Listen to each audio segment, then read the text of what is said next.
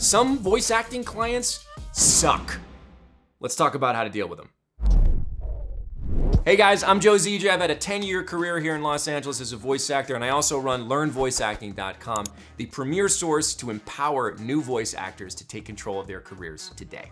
Okay, I want to talk to you today about those clients. Someone who has a very particular vision for a project and will do whatever they can to ensure it's achieved. Not a bad thing, but also someone who has half a dozen nickels in their pocket and needs to split it between you and the rest of the production crew. These clients don't just pop up in the voice acting industry, but in all businesses, and they can be the bane of efficiency and your stress. And you know, I'm all about efficiency and not about stress. So, a client who takes up 80% of your time, but only accounts for 20% of your income, that's someone I call an 80-20 client. This comes from the Pareto principle, which appears over and over again in life and business, but typically says 80% of a consequence comes from 20% of the cause. For voice acting, it shows up when you find yourself revisiting a project for script changes and performance redirections and on and on and on, when the base project was basically a very simple non-broadcast 60-second explainer on a new anti-slip mat or something like that. Sure, no one likes slipping on an ice cube, but the longer you spend on something like that, the less time you have to audition for better clients and recording jobs that understand that your time is valuable. Don't get me wrong here. I'm not saying toss up an airball just because the rate on a project isn't as lucrative as other genres or usages. Now, when you agree to a project, you should always put in your best effort. That's how you build your reputation and get repeat business. In fact, when you're starting out and have more time on your hands, it may be okay to take on a few 80-20 clients. Work can be better than no work, and the more time you're behind the mic, the better you become. But when you find yourself tied up with one project that you typically only have to do one take on to knock it out of the park, and it's getting in the way of doing the things that earn you money, it's time to reassess your relationship with that client. As you book jobs and work with more and more clients, you'll kind of start to get a sixth sense for 80-20 clients. Even now, I run into them from time to time, but there are typically some signs that show up early.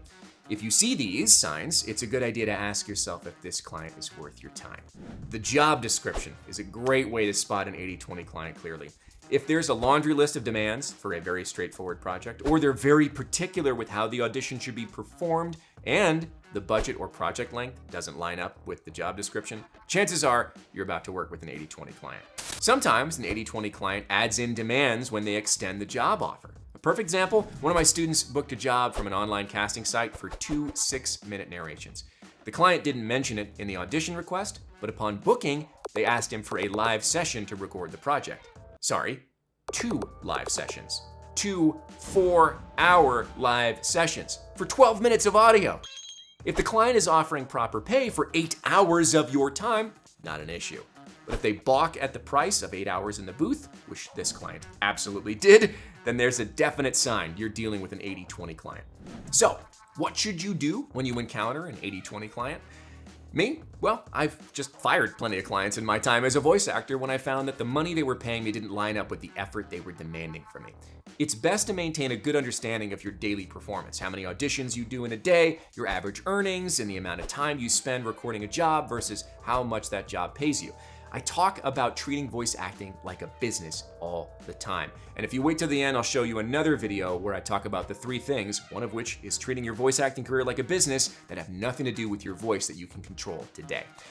This is all about opportunity cost. Whenever you have a client that's taking up more time than their project is worth, you'll know that your time is better spent finding other clients that will pay you fairly for your time and won't make such stressful demands. These metrics can change as your career grows and shifts, but if you're aware of your numbers, you'll be able to negotiate from a position of power and maximize your time in the booth. When it's time to say goodbye to an 80-20 client, maintain your professionalism. Don't walk out mid-job unless you're really being disrespected or your health is at risk or the demands are truly unreasonable. Using up more time than you'd like isn't really a good enough reason to walk out of a job, and it will give you a poor reputation. Finish the job, thank them for their time, and then don't audition for their projects the next time you see them. If you entered a contract for a multi-part project, complete the project as you agreed to. If you're not under contract with them and they start asking you to work on their next project for them, politely decline. Just tell them you're busy working on other projects and wish them all the best on their endeavors. Even if you're turning down their job to audition more or get more one-on-one coaching, whatever you're doing to develop your career, you've decided your time is more valuable than that budget. So you are being honest when you say you're too busy to take the job. And sometimes you just gotta break their heart. Do it gently and professionally, but stand firm. If you have a client that typically sends you 2 jobs a month, but you don't operate under a multi-part contract, finish the job. Tell them this is the last job you'll record from them. Thank them for their time and the opportunity to work together, but be clear you are no longer recording projects for them. No need to get into it, right? Don't make a fight about it. Just let them know that you've shifted your focus to other projects and can no longer offer them your services.